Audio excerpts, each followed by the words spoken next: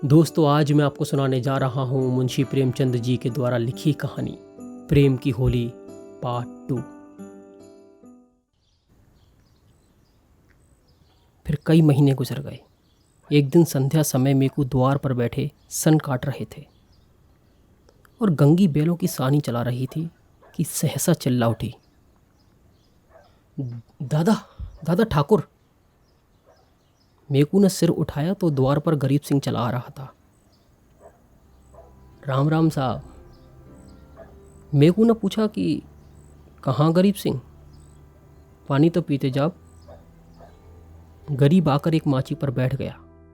उसका चेहरा उतरा हुआ था, कुछ वो बीमार सा जान पड़ता था। मेकू ने कहा, कुछ बीमार थे क्या? गरीब, नहीं तो दादा। मेकू, कुछ मुंह उतरा हुआ है। क्या सूद ब्याज की चिंता में पड़ गए? गरीब, अरे दादा, मुझे तुम्हारे जीते जी क्या चिंता। मेकू, बाकी दे दी ना? गरीब, हाँ दादा, सब बेबाक कर दिया। मेकू ने मांगी से कहा, बेटी जा कछु ठाकुर को पानी लेकर आ, और भैया मिले तो कह दियो कि चिलम दे जाए। गरीब ने कहा, चिलम रहने दो दादा, मैं नहीं पीता। मेकू, अब की घर की तम्बाकू बनी है, स्वाद तो देखो। गरीब, अब इतना बेअदब ना बनाओ दादा, काका के सामने तो चिलम तक न छुई, और आपको भी उन्हीं की जगह देखता हूं। ये कहते कहते उसकी आंखें भर आईं। मेकू का हृदय भी गदगद हो उठा। गंगी हाथ की टोकरी लिए मूर्ति बने खड़ी थी। उसकी सारी चेतना, सारी भावना गरीब सिंह की बातों की ओर खिंची हुई थी। उसमें और कुछ सोचने की और कुछ करने की शक्ति न थी।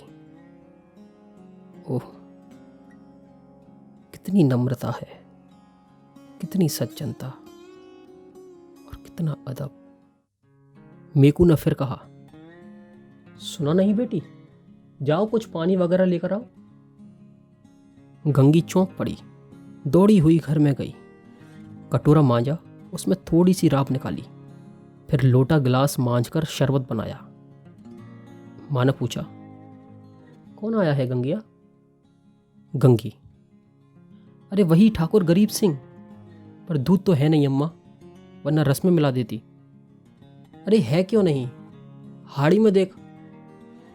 गंगी ने सारी मलाई उतार कर रस में मिला दी और लोटा गिलास लिए बाहर निकली। ठाकुर ने उसकी ओर देखा। गंगी ने सिर झुका लिया। ये संकोच उसमें कहां से आ गया? ठाकुर ने रस लिया और राम राम कर कर चला गया। मेकू बोला, ये कितना दुबला हो गया है। गंगी, ये बीमार है क्या?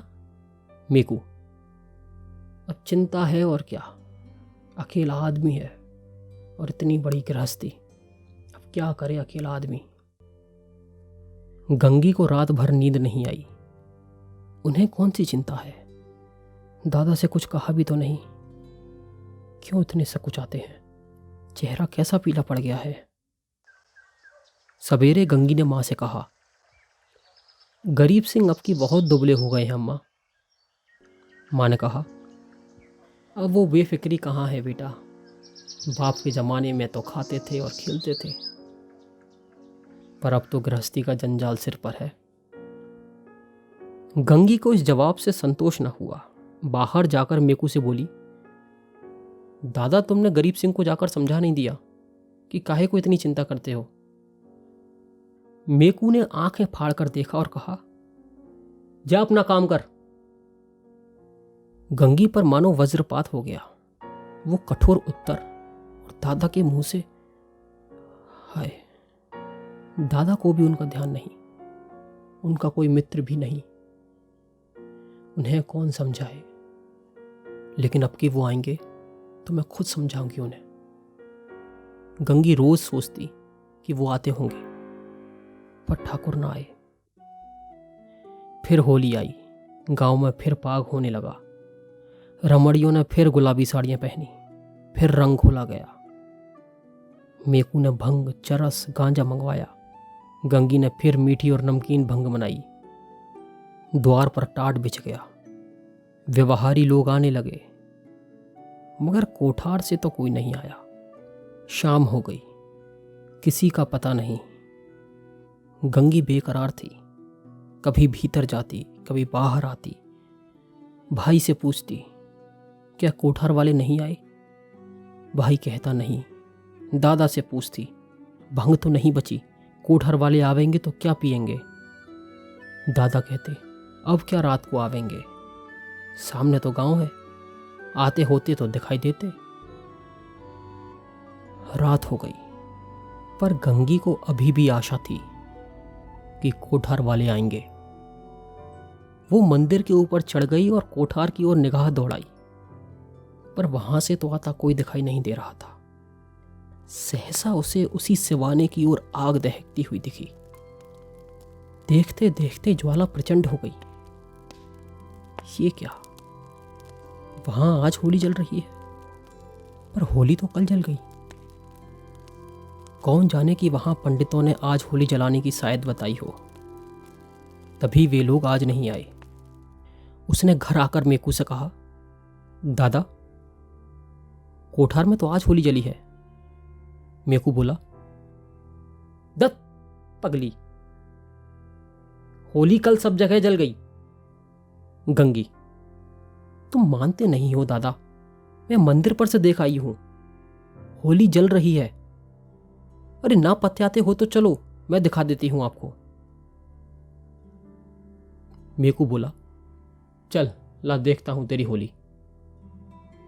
मेकू ने गंगी के साथ मंदिर की छत पर आकर देखा। 1 मिनट तक देखते रहे, फिर बिना कुछ बोले नीचे उतर आए। गंगी ने कहा, अब बताओ है होली की नहीं? मैं कहती थी पर मानते नहीं थे। मेकू बोला, होली नहीं है रे पगली, चिता है, कोई मर गया है, तभी आज कोठार वाले नहीं आए। गंगी का कलेजा धक्क से हो गया। इतने में किसी ने नीचे से पुकारा, अरे मेकू, मैं तो ये कोठार के गरीब सिंह नहीं रहे। मेकू नीचे चले गए, पर गंगी वहीं स्तंभित सी खड़ी रही। कुछ खबर न रही कि मैं कौन हूं, कहां हूं।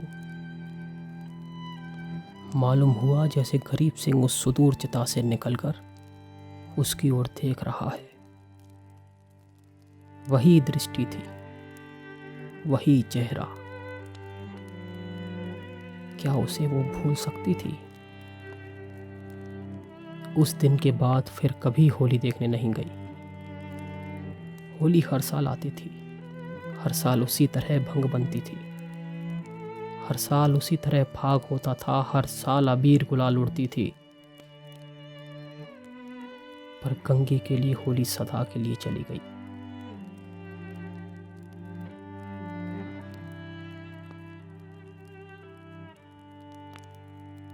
दोस्तों, ये थी मुंशी प्रेमचंद जी के द्वारा लिखी कहानी प्रेम की होली।